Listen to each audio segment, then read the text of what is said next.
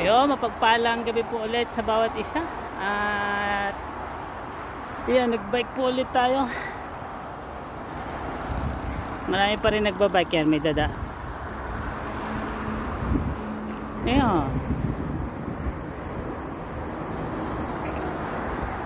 At yan, nandito ulit tayo sa may Lusail, sa may bridge.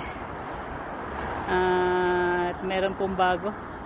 Kung dati tayo binabawalan ni Mrs. ni Bossing na magbike, ngayon ay hindi na. Meron pa siyang binigay. Ito.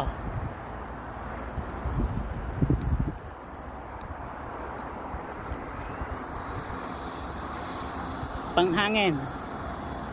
Pag mainit, pwede siyang palaksan.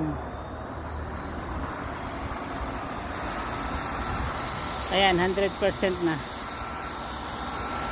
So, pag mainit, nagpahinga ka, pwede ka maghangin ito. Dahil ka pa may dalang electric fan.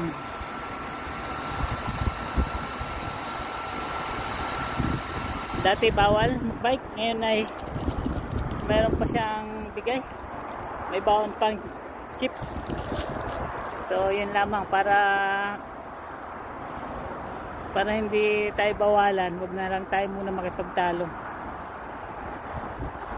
Tapos pag nakita nila na gusto talaga natin magbike, papayagan din naman tayo. Yun lamang po, ingat po lagi at God bless po sa bawat isa.